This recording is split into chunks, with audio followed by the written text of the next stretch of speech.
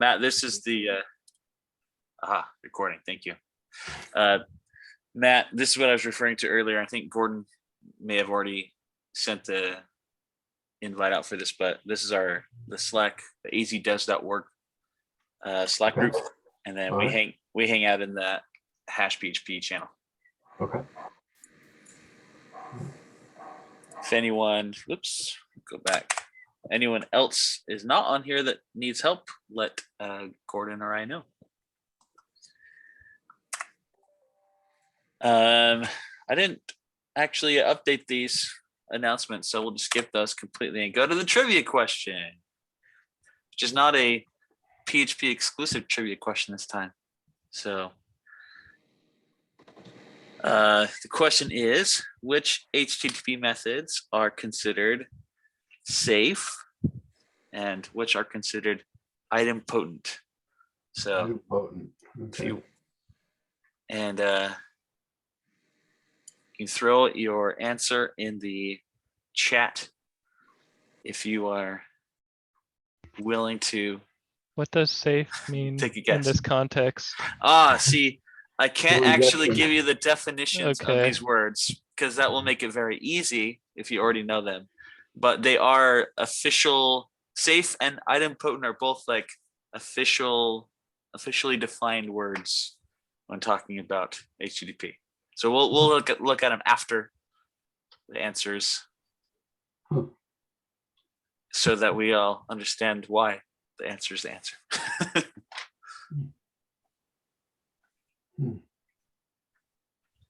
I know get's a problem.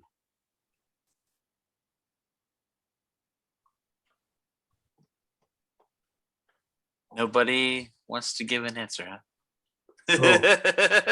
I'm writing a guess. Okay. Which methods are considered safe? Post, I guess. Kind of, sort of. I don't know. There's workarounds for most of those.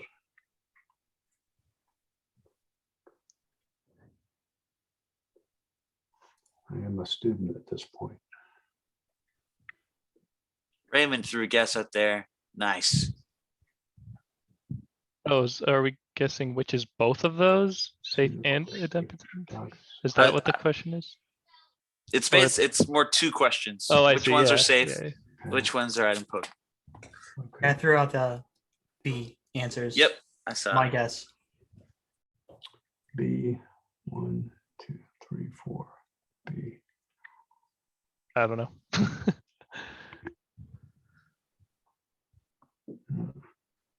I'm glad I did this question then, because it seems like this is a question that is sparking some learning. So that's good. Yeah, it is. Oh, I know get's a problem.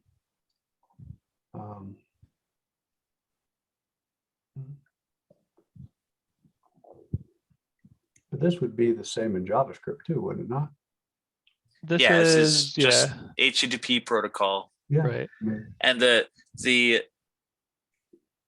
definitions do include the phrase "when implemented correctly." So. Fair. Okay. Yeah. Of course, it has to be implemented correctly. Because you can do whatever you want when you get an HTTP request. It doesn't have to be the right way. Yeah. So let's see, Ray, your answer for A, for safe, I think that's right. What? 5, 6. Really? Well, we'll double check it here because I don't necessarily want to make sure I get it right too. I mean, with a get, you have to cleanse it. So I think the definition of safe is going to make a big difference to how you are thinking about it. Yeah. All right, let's take a look. All right. So according to the official definitions, these are the answers. What'd you say, Josh? Okay. Oh, never mind. So safe operations include get, head, and options. And idempotent include all of the safe operations and put and delete. Okay. So what does safe mean? Yeah. Yeah, here we go. So safe HTTP methods are ones that do not alter the state of the server. Gotcha.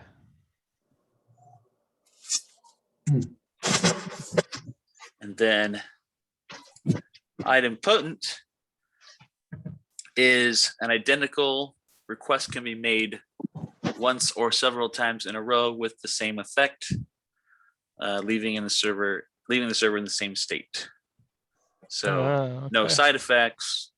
But yeah, so implemented correctly, the get, head, put, and delete methods are idempotent, but not post. When I was thinking idempotent, I thought like if you made the request, what you got back was exactly the same. So a get request could potentially change. But that makes sense. Right, right. So that's actually not a requirement, even though you think it might be right at first. So I get it. So it even says here, you could delete and do 200 the first time, but the next times could be 404. But because the state of the server hasn't changed, it's still considered idempotent.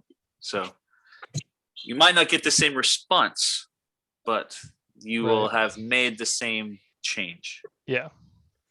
Does that make sense?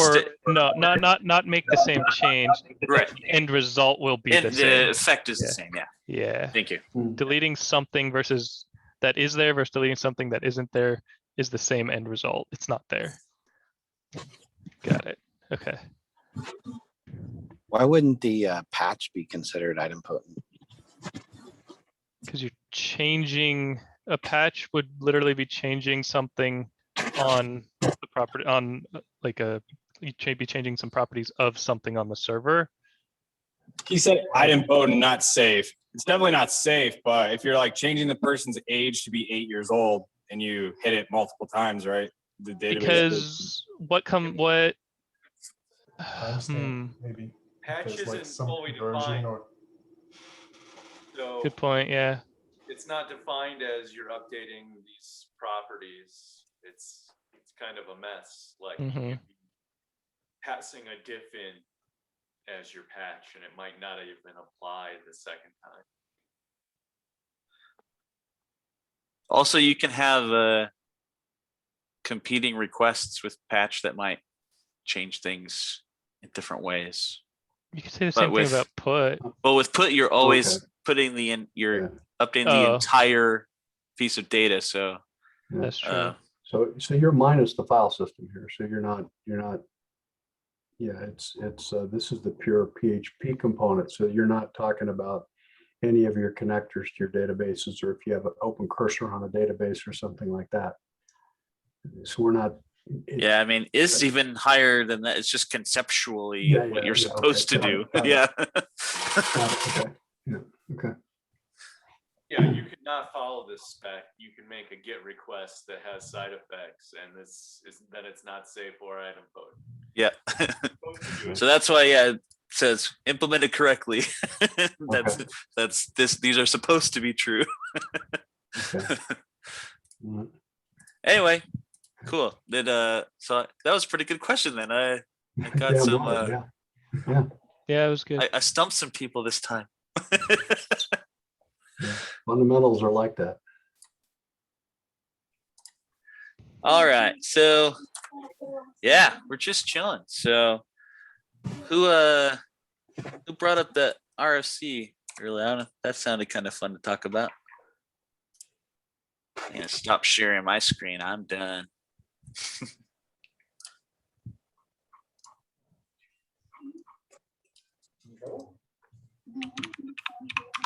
So what was the RFC you guys mentioned? Well, partial function application. Recurring? Well, it's most similar to the concept in functional programming of a curried function, but this actually looks.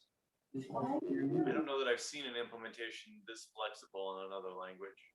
Well, So I think you just return a function. you know, with only using part of the arity. Yeah, I think the difference between currying and partial application are that currying is more strict in that you're only removing the last argument or something and then returning a function with just one less arity than it was originally. Where I think with partial application, depending on how they're doing this RFC, you can replace more than one argument with a value and Traditionally, you're only pulling one off at a time. yeah, that's the currying. So this looks looks like you can have more than one value being subbed in. Any order. So yeah, this is conceptually. So what similar. RFC is that, so I can find it? You are very quiet, Josh. Yep. Like super quiet. Super quiet. Connect on a different device. RFC, PHP. Gordon pasted it in the chat. Oh, I did. Okay, super. Got it. Oh shit! It's back. Version 1.1. Introduction time for the glasses.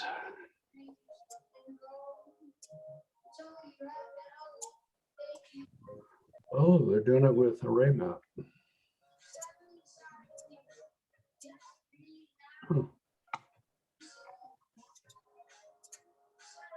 This looks really useful to me. Yeah, like how? I mean, it's still sugar to some extent, right? But it allows you to write out more succinct functional statements than you can normally. It could be good for maybe some error correction, you know, on an API or something like that. But I can't think of where I would use it at the moment.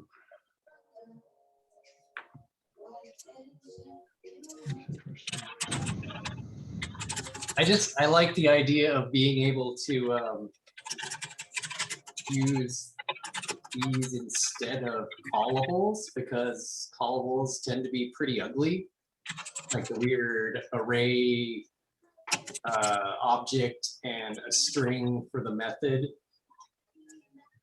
So the introspection, I think, would be a lot nicer with partials, even though it would be somewhat overkill for a callback. Trying to understand. I don't know how the debugger would follow you though. Yeah, it would just be the reference to what function you're querying originally, if that's even the right wording.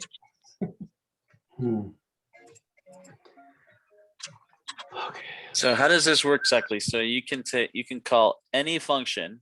Yep. And you can put a question mark instead of a value, and then the function will return. So you have your function callable. Yeah. And then you can create a partial by calling it with the question mark for any of the parameters. What do you do with partial then? You just call partial. Okay, so you call partial like it were a closure and pass in one variable and that'll fill in the question mark. Exactly. And okay. That point. Okay. Yep. I see. Yeah, it's kind of like a succinct closure.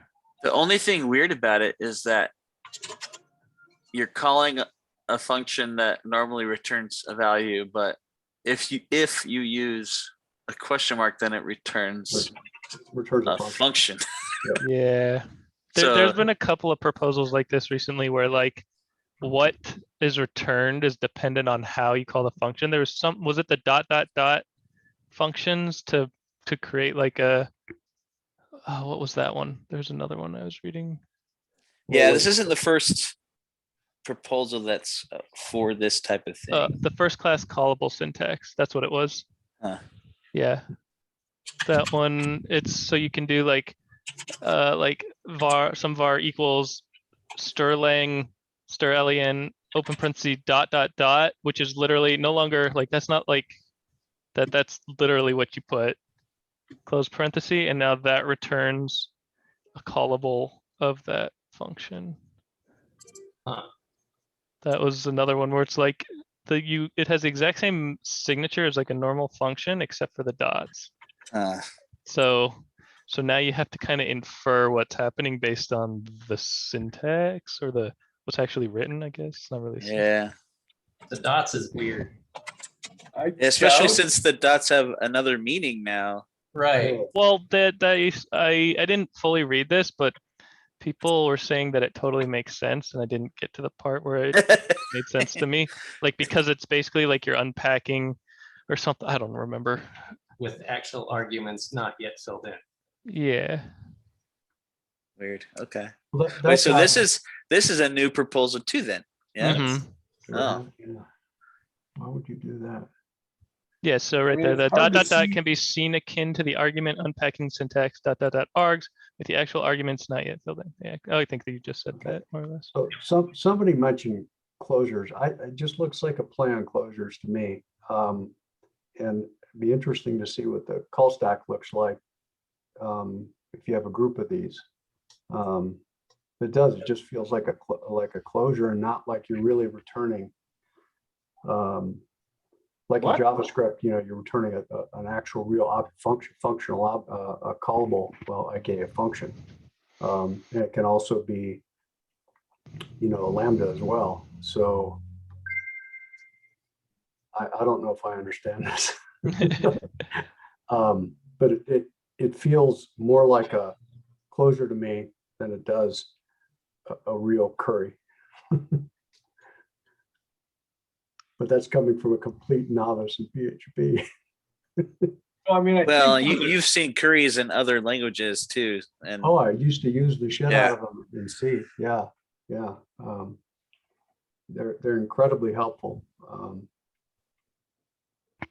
PHP isn't primarily a functional language, so I feel like they're trying to add in some of these features to allow for that type of programming. But then also, okay, how can we make it useful for other cases too?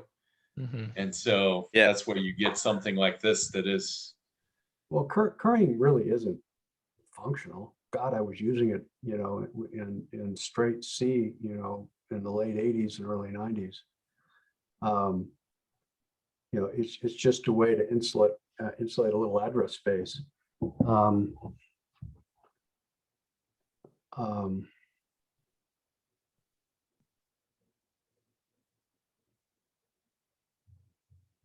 I don't know where I would use this, but then I'm not really understanding some of the internals, I guess, of how PHP would compile this. I feel like that's missing from actually both of these RFCs is what's the big driving use case for adding them to the language. Yeah.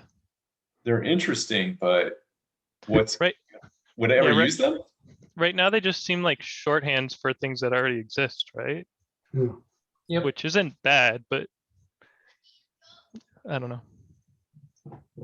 Well, the partial function application, is there a way to do that with a nice syntax at all right now? Nice? No. No. Not really. I've written some user space versions of this, but they're really weird. I think a closure is your best option in that case. Right. Yeah. You could write your own closure, skipping the argument and hard coding it in. Mm-hmm. So I guess that's. Yeah. Meanwhile, you're saving two. You could do that with 3-line closures. Mm-hmm. And I guess with the new short syntax closure, you're not really saving hardly any typing at all. There's a whole bunch of new RFCs under discussion right now. The static properties in enums, auto load, class map, not in user space. Interesting. Potential performance benefits from that. What else? I saw another one. Deprecate ticks. What is that one? Yeah, that one's actually getting rid of the when you're doing process control stuff. Before you would have to declare your tick counter before it would check for signals. Mm-hmm. So I guess they want to do away with that. I just pasted a link to phpinternals.news, which is a podcast that's run by the guy who makes Xdebug. He does interviews with people working on RFCs. So it's actually a nice way to catch up on the RFCs if you're in the car or something. That's awesome. Notice at the bottom, though, it references the pipe operator as a relationship to this. So again, I'm going back to closures. It's which one you looking at again? Going down to the bottom of this almost. I think that first one we were talking about with the, or maybe that one. Yeah. So it's stuff here. It says this, it's talking about the syntax choice. Yeah, so there is a pipe proposal that's separate as well. So I think they're just Is there another one? Do we have another? It looks proposal? like there are more than one. If it says pipe, there's two links there: pipe operator V2 and pipe operator V1. So I don't know. This one was the latest. V2 is from 2020, April of last year. Was the latest one, yeah. I remember that.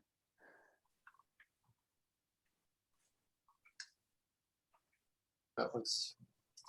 Yeah. Oh, that's interesting. That looks like RxJS to me. Observables. I appreciate the pipe operator in that you can reverse, like take what would be inside out functions if you like are nesting like stir trim, length, blah blah blah. Like it's nice to be able to first put them in order. And the order that they actually happen, so you can Exactly. read it. Exactly. This looks like it's something right outside, right from Erlang and Elixir. Yeah. Also, Clojure has a similar concept as well for the JVM.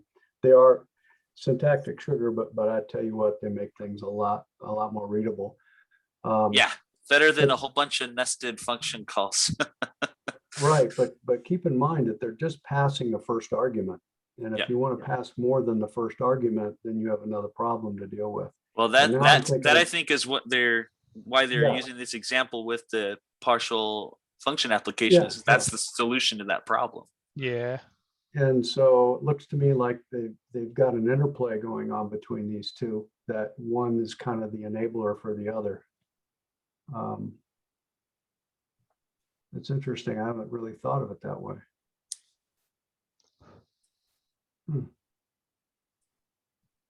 Well, if anyone said that this isn't a language that's moving, they only have to read.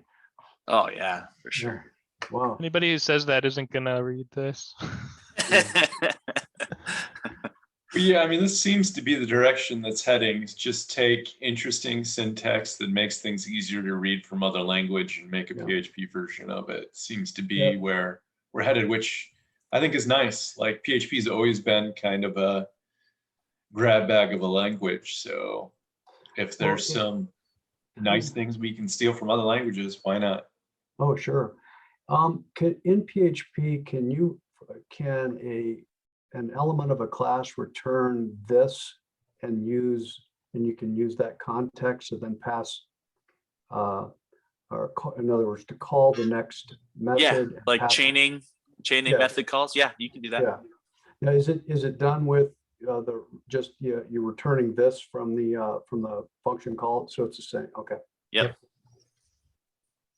Okay, that's good.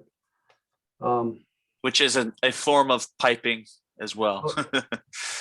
Yeah, I'm willing to bet you that if you looked at the C code underneath, there's a little bit of a curriness to it. 'Cause I'm not certain how PHP protects its space. That's a thing I don't understand. There's a lot about PHP I don't understand as far as operationally how it does what it does.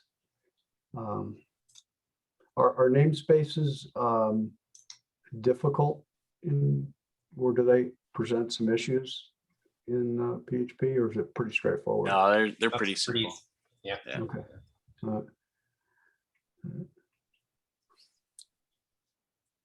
Especially setting up, like third-party libraries, or Mhm.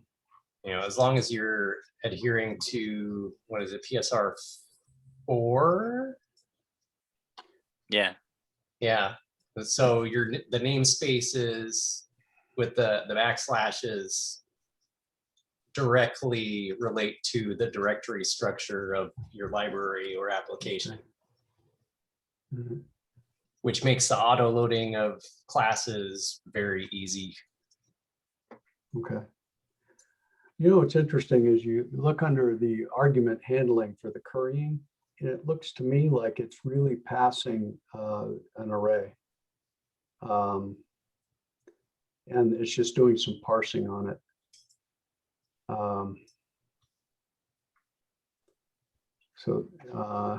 It said the function should go line copy to create a closure in order to include the types of the default values.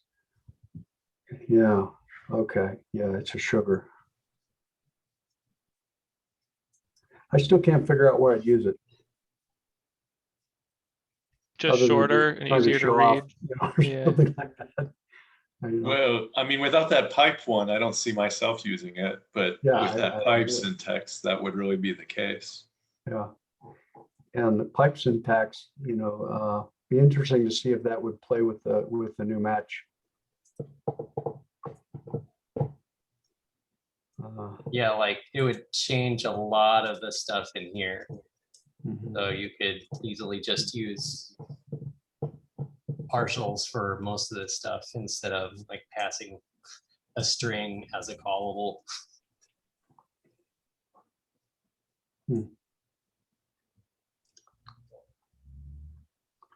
PHP internal news. Okay, let me click on that.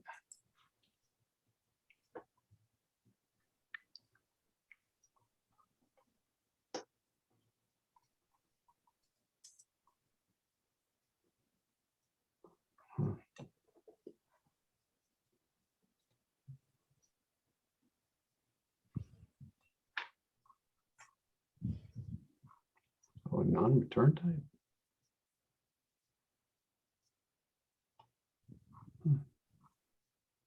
Oh, wow. This internal news thing looks pretty cool. Thanks whoever put it up. I'm gonna have to go check this out.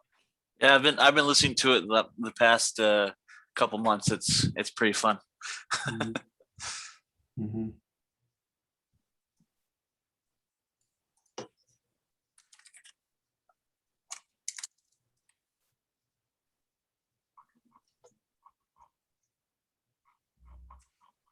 Oh, there's one match expression.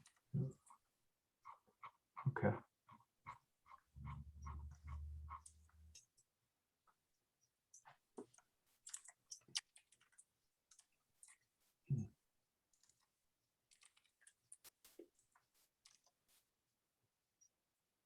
Be interesting to see if the folks over at Laravel see this currying as a advantageous addition to the language. They've got some weird mixed responses to things. Like, yeah, I don't know. Sometimes they're all for these new things, and sometimes they're like adamantly against them. I don't quite get them. Interesting. But Well, ultimately, if it ends up in PHP, it's something that they'll probably at some point end up using. Mm-hmm.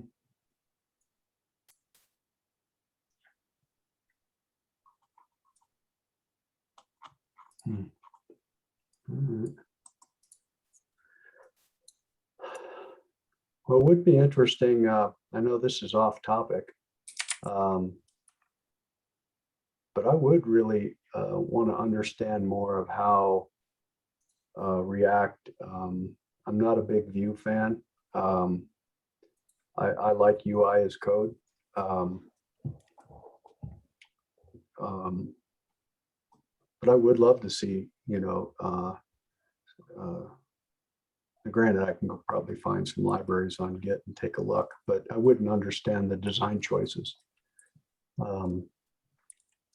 But how, how you can develop, single page apps vis-a-vis JavaScript and, couple them to, PHP. I'm not a big single page app, but part of it could be, especially the stuff that, that the user's interacting with, at least give them the sensation that it's real time and all that. Is React a good fit for PHP as far as managing and working with the JavaScript components? Or, I did look at Laravel and they seem to like Vue, and I don't really see how that plays in unless you're doing a lot of templating. And I think in many ways I like to get away from that. It just comes down to you're separating your front end and back end, which is good. Yeah, You can actually test them separately, which is great. Mhm. So it doesn't matter what you decide to use for your front end. You can use plain HTML. You can use jQuery. You can use whatever you want. At Pagely, we do use a lot of React, and we like it. Just we try not to inject too much state management into it, because at its core, React is supposed to be just the view part. You feed state into your components, and that's it. Yeah, I mean, there's really, like, the big advantage for using Vue is if you're using Laravel, then when you're doing tutorials and stuff, you're most likely going to see full examples. Yep. But I mean, those SPAs are just going to use an API. It could be REST, it could be GraphQL, it could be. So, the connection doesn't really matter and any tech works. But if you are in the Laravel ecosystem, using Vue makes a ton of sense. Okay. Just when if you pull down components and stuff, they're going to give you examples with Vue front ends. What I like particularly about Vue, and I think where it shines, is when you use it to supplement your already constructed views coming from the back end. So like you use like Laravel generate to pass in your data to your blade components, where you've got a well-constructed front end already, and you just need to add some interactivity to some of those pieces that you can't get with a back end processed design. And you can give like just little pieces of it, like this is now a view component and can do all that interactive things where it'll have its own like animations so or do stuff, using whatever. Vue almost like as a supplement to a templating engine. Absolutely. Okay. As long as if in both cases, if you were to try and if you were to use Vue or React as a front end, I'd say you should probably just have a purely API of a back end and just forego the blades altogether. But I really like supplementing with that. That's my So it's just like putting in another HTML tag. Yeah. You put in your component, which is basically looks like a tag, and then you gotta write your JavaScript, your Vue component, and it'll handle that for you. Yeah, I'm still a little nascent on Vue, so still quite a bit for me to learn there. Okay, that's good to know. So that being said, you could accomplish the same thing with React. I personally think Vue is a little better at it because I feel like that was how it was designed from the get-go. Whereas React, I feel, was more designed as a full-fledged SPA type system. They both go back and forth now. It's been a while and they've kind of both got both, but yeah. Okay. Well, Yeah, in the terms new of documentation, so. React, Vue, Angular, Mhm. at this point, it just seems like it's more of a personal preference thing because they all So- kind of do the same stuff. Okay. So essentially, there really isn't an engineering reason why you'd use one over the other. Just they're mature enough that you just roll with the one you like. Okay. That's what it seems like to me, at least. All right. And I do think there's ecosystem arguments, right? Like That's true. you're trying to build an app, there's a really good library in one of them, but not the other that will save you a ton of work. That might be a really important deciding factor. But yeah, there's nothing you can't do. It's really just, is what you're trying to do easily done by something else? And you can save a lot of time. Yeah, but it sounds like to me though that to make the statement that you just can pick one and go, it means things like shared state, shared routing, all that other stuff. It's kind of all been worked out. Just pick the one you want and just make sure you don't blow your foot off. Yeah, though React really is just a very small piece of it. You're going to have to pick some other libraries around it, where something like, say, Angular is much more, all the pieces have already been chosen for you. So there's some differences there as well in which components are being provided in one big package. Okay. Well, that's enough for me to just, get off the which is better routine and just pick one I like and just get comfortable with it. Okay. Appreciate that.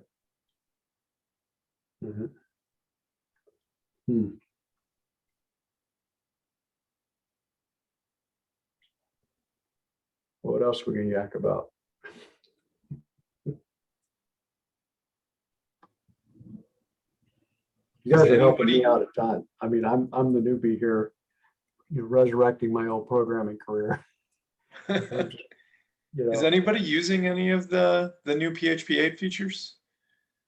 We're still on 7.4. I haven't gotten to the top of the list to switch everything over. We're making a big migration, not a huge one, but a big-ish migration of some old voices on an old billing platform tomorrow so that we can retire it. And I think their library is the last thing we're using, preventing us from moving to PHP 8. So cross my fingers, in a few weeks we'll be on PHP 8. Yeah, we're still on 7.4 as well. But man, some of the PHP 8 things make me really jealous of anyone who's been able to move. When's the stable release of 8? 8's already out. 8.1 is coming next December. This upcoming December, rather. Oh, that's what I'm thinking of. 8.1. Yeah. Okay. Yeah. We're on 8. Yeah. Oh, sweet. That was the one that came out last November, right? Like Thanksgiving time. Right. Yeah. All right. Cool. Yeah. Adam, which of the new features do you find yourself using the most? Just wondering, is there like probably that like question mark followed by the arrow. So like when you're not sure if what you're going to get back is null or not. The null save operator. The null save operator. Yeah, that one's probably. We've used the name parameters a little bit. Those are kind of nifty, but I don't know. I wouldn't say we're like hardcore into like PHP 8 specific features. I mean, most of the really cool shit we got in 7, just like better return types and type hinting and I know the null safe operator is one we have a major use case for. I personally would convert a bunch of the constructors to the property promotion. Oh yeah. And we have a bunch of switch cases that could do a lot better as matches, the match casing, the match operator, or whatever. And then there's one of enums. I have a couple of use cases for enums I want to implement. Wait, that's 8.1, isn't it? Yeah, that's 8.1. Yeah, that's 8.1. Yeah. I looked into that the other day because we ended up making our own enum class that essentially it uses the same like features that you get automatically with 8.1. So ideally we'll be able to switch it with the native version instead of our own custom one. What about using Eloquent Enumerations? package. It's Eloquent, but it's not Laravel. I seen use that. that package for enumerations. Yeah. I mean, it's well done.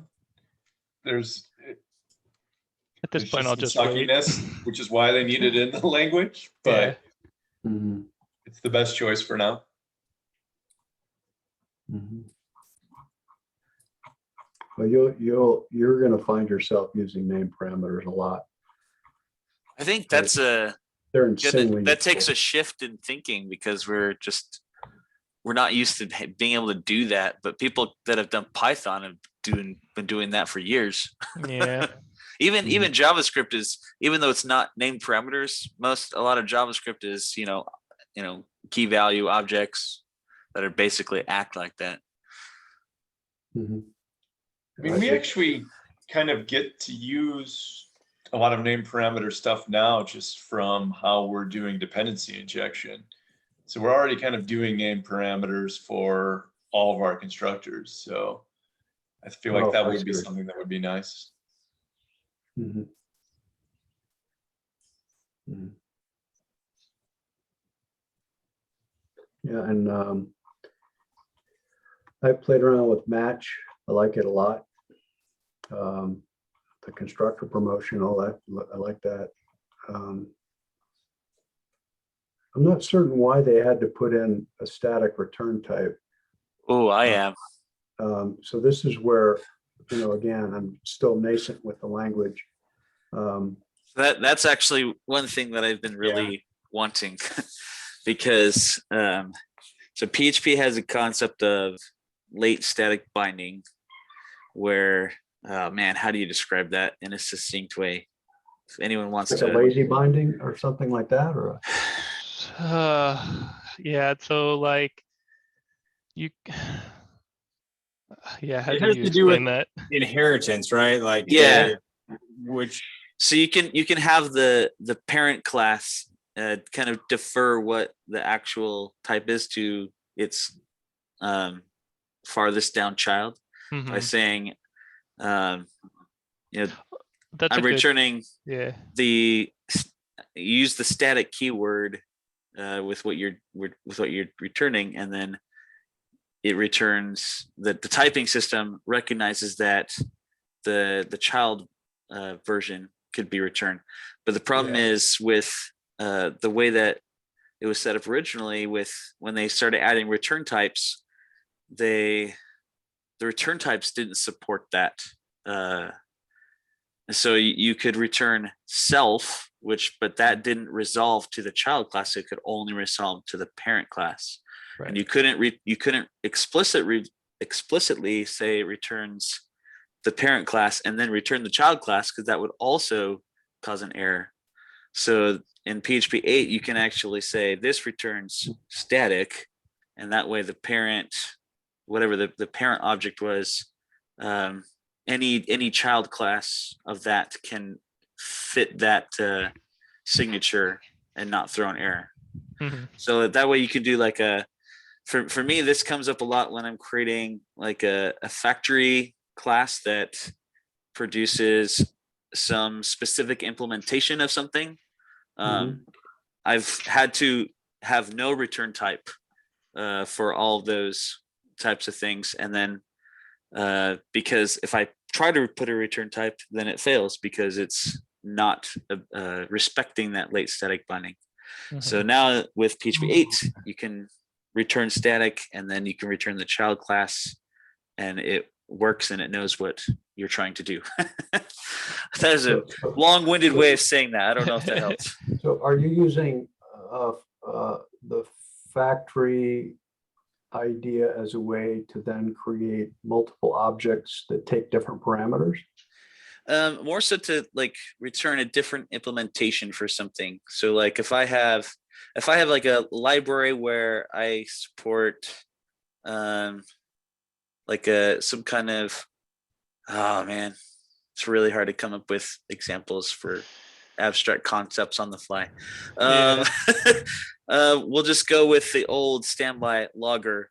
So if you have different logger implementations, but your third-party library just supports an interface, and any type of implementation of a logger that supports the interface is okay to use, then you might have a factory that produces different specific implementations depending on the arguments you are creating it with.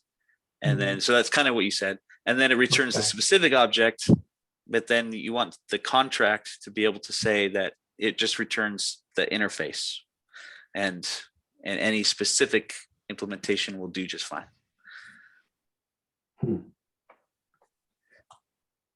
Okay. That is it. That is I wish I had an example. It's a little bit like a mixin, so to speak, but or, you know, like in Dart, for example, in other languages, you can have multiple constructors, and a factory function can produce all kinds of strangeness. And so what you're telling me is that the return type, PHP is looking for a specific return type mapped to a particular implementation. And if you get it wrong, bad things happen, and this solves your problem. Right. Yeah. So this lets me say it returns static or returns an interface, and then whichever the actual specific implementation that's a child class works just fine. Yeah. Got it. Like the way they get around that in Dart is by having a dynamic type. It keeps you from blowing up. But yeah, got it. Okay. Yeah. So I mean, that's how we get around it right now. Is the dynamic type is the fact that you just don't assign a type for the return value. Right. Right. Yeah. And so, but then you have at this point, I have code bases where everything is typed wonderfully everywhere, except for a couple of places where I can't put a return type. And so this solves the problem. I can actually put the return type in now. Oh, okay. Well, thanks for that. That was my knowledge of PHP just grew by leaps and bounds. All right, thank you. For the most part, I've replaced every usage of the word self with static. Like I don't even really know when to use self anymore. I just use static for everything. So that's kind of my rule of thumb.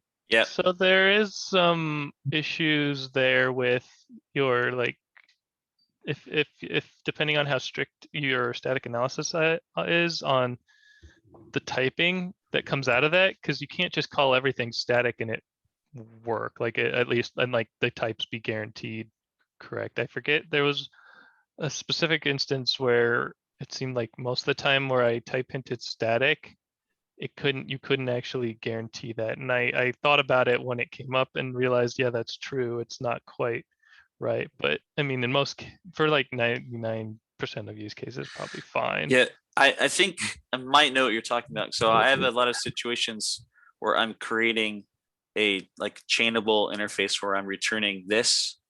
But if I say it's returning static or self, either way, the static analysis can get confused.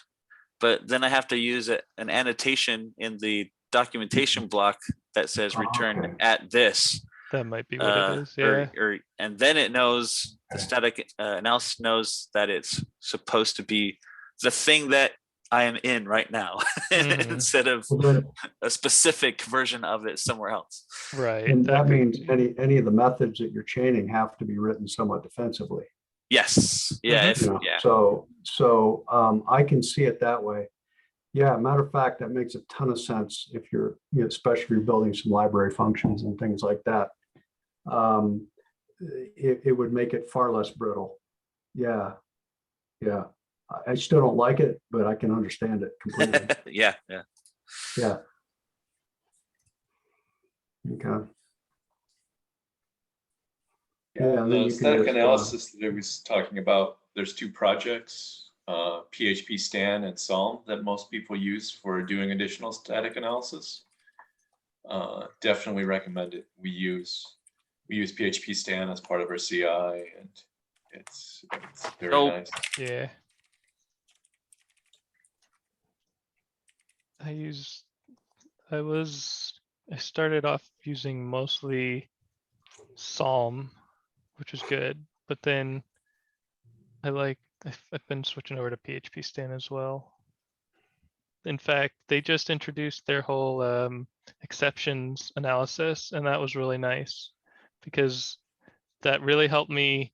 So like in my group, I've been kind of helping with type safety and stuff like that to some degree, but exceptions were like I was having difficulty explaining exceptions, and then they released their stuff, and it really helped me explain like the whole concept between like what they call checked exceptions versus unchecked exceptions, and like you want to catch certain ones and you don't ever want to catch certain ones, and that was just a nice feature I felt like they added.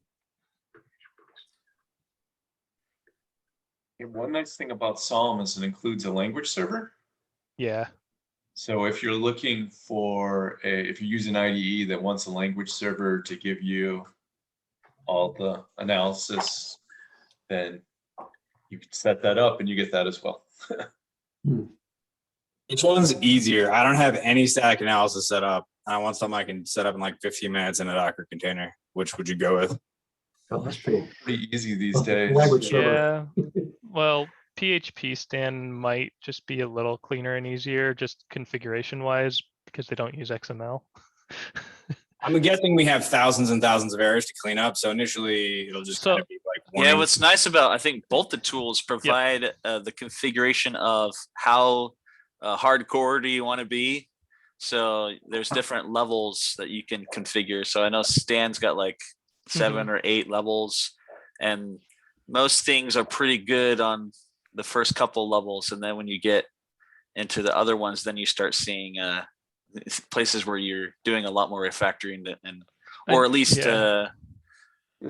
documenting differently. A baseline. Yeah, exactly. I know I mentioned this, I think last meeting or the meeting before to you specifically, Jeremy, that both Psalm and PHP Stan have a way where you install it for the first time, and obviously on your first run, you're just going to get a bunch of errors. If it's like a few dozen, you might be able to work through them. But if it's a lot, you can generate a baseline file that'll just take all the existing errors, put them in this file, and those will now be ignored until you you shouldn't be manually removing them from there, but will be ignored. But then as you change your code or add new code, it'll detect those the new code and any errors with the new code or the changed code, and surface those. So you can start at green, even with your code exactly as is. Start at green, and then new or updated code will get reanalyzed, and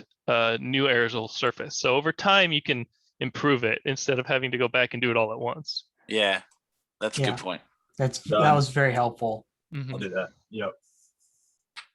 And then as you make changes and fix your existing code, if it doesn't find the error, it also then lets you know. So it's kind of a good indicator to regenerate your baseline. Yeah. So just periodically, after you don't have to do it religiously or anything, but every now and then when you're at green again, regenerate baseline, and it'll remove any old ones from that file. And just over time, you can start whittling that down. Depending on how much, it may never go to 0, but who knows?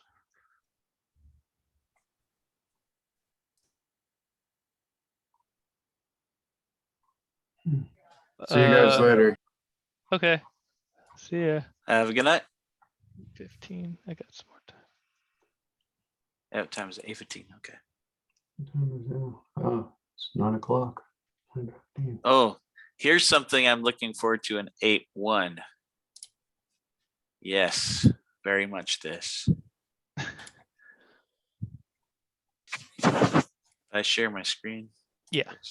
Oh, Yeah. I'm used to doing this in JavaScript, and so it's really annoying when I can't do it in PHP too. Yeah. Yeah, agree with you there. Is it just using array merge, or is it doing something fancier? I had to like write a custom array merge the other day because it like wasn't patching in stuff the way I thought it should. So I don't know if there's like a better way to So Other than array merge, as far as built-in tools of recursively merging and patching in like attributes of nested arrays. that is kind of like a merge. I think it's more of like an overwrite if you want to be specific. Like the later will overwrite any previously defined keys of the same value. Yeah, I mean, if you're doing recursive stuff, you're always really need to write your own. Yeah. And if you have a mixed array where some are indexes and some are keys, then you're in a really weird situation too. Yeah. Yeah, this is something you want to keep it simple. Oh, this is an interesting one too that got added recently. The never return type. Oh yeah. Was that They're actually, Alice in Wonderland, or? has that been voted on yet? I believe so. Yeah.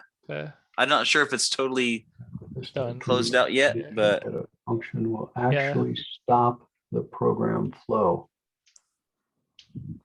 Basically, that means if you call this method or any method with a never return type, the following statements can never be executed because it's gonna literally halt the processing of the code. Like This is just to allow like PHP Storm to better tell you about errors because you wrote code after something that is going to die. I mean, yeah, they've that- so yeah. what they found in with PHP Stan and Psalm and IDEs and other static analysis is that this scenario is really crappy for static analysis unless you put some kind of specific annotation. So people are having to use doc blocks that mark these methods this way right now, and so this is like a language supported way of doing that. And then it feels like old Python. Yeah, and it gives the compiler a chance to tell you, hey, you're trying to run code after you said you're not running any more code. I mean, how often do you guys do this? I mean, other than if like I'm outputting like a PDF file and I had to like spit out some bytes and die or something, like normally the framework is just handling the response and you're not. I mean, that's where it's usually at, is in framework level code. It's generally not in application level code. One of the examples they used for this was like if your application does a redirect or something like that. I don't remember the exact situation, but it's basically like if you call the function like a Laravel's redirect function, there's no way the code under that's going to ever run. Yeah, because your redirect functions are usually header and then exit or something. Yeah, I mean, a lot of at least old school frameworks have like a redirect and die, a function named that. So it's kind of helps static analysis figure that out. I don't know. Some of this seems like I thought annotations were supposed to be the fix for this instead of need to continually pile on key things to the they actually considered that as implementing this as an attribute, but I can't remember all the arguments they went through, but they determined that it made a lot more sense as an actual type. It's a bottom level type, similar to void, but with a different idea behind it. Yeah, I mean, I guess it's fine in this case. I just hope this isn't, how many of these weird types are we gonna pile in? Hopefully no more, because I think if we start adding any more than what's currently here, we're stretching it. Yeah, it's just like we did add some flexibility with attributes. Just use them for a lot of this stuff. When you say attributes, you mean doc block related attributes? No, the language level stuff that got added in 8. Oh, in 8. Okay. So I don't know if we've been touched any of that yet. We haven't talked about attributes too much, but I think it's because none of us have really used them in a way that we would have much to talk about yet. Yeah, that's kind of why I was asking.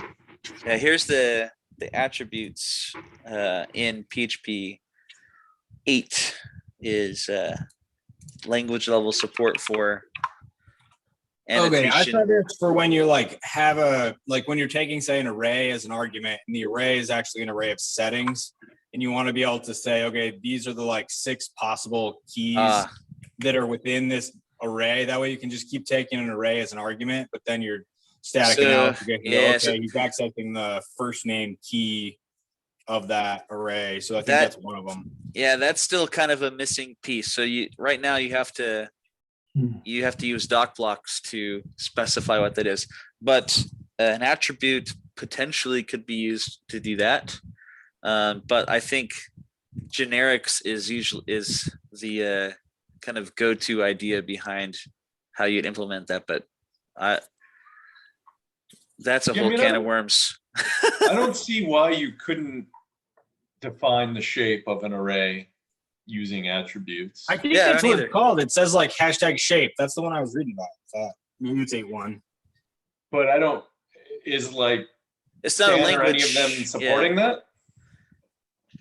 It's not built into the language itself. That might just be a feature of one of the static analysis libraries.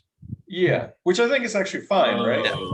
If the only use case is for static analysis, doesn't need to be in the language versus. Mhm. We lost you. Josh's Yeah, audio. but Oh, yeah, there it is. just if Soham and Stan and the IDEs agree on a standard, it's like, do we really need some of this stuff in the language? It could just be, Yeah. here's the attributes you use, and you get all this additional static analysis and documentation.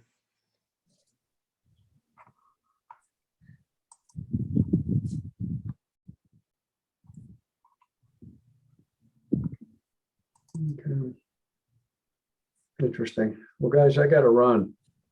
I just want to thank you for the hospitality. Yeah. And, Good to meet you. welcoming in someone who programmed for 22 years, then went to the dark side of management, retired, and realized he should have stayed a programmer.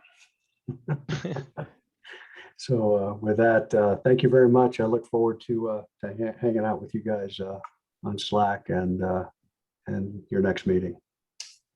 Yeah, let us know how your journey goes.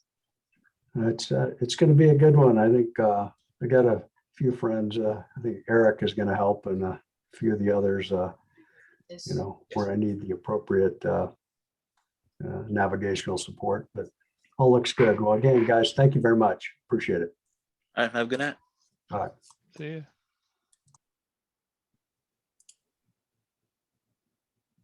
And it's almost 8:30, so I think I'm about ready to head out too.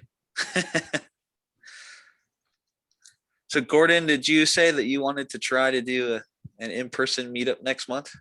Yep. Yeah, I'm talking with Galvanize people to let us back in, and should be fine. I'm just asking whoever wants to come be vaccinated, please. Mhm. I'll be there. Well, and yeah, I think we'll try to be as well.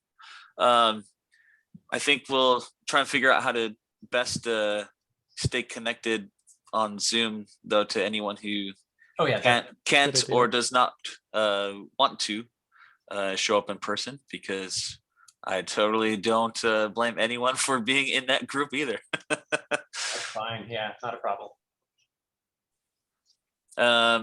We don't have any speakers lined up for next month, so if anyone has any ideas in the meantime, let us know. Yeah, sounds like we'll try to do in-person one next month. Cool. All right. All right. Exciting stuff. Have a good night, everybody. Have a good night, all. Bye. Bye. Thank you.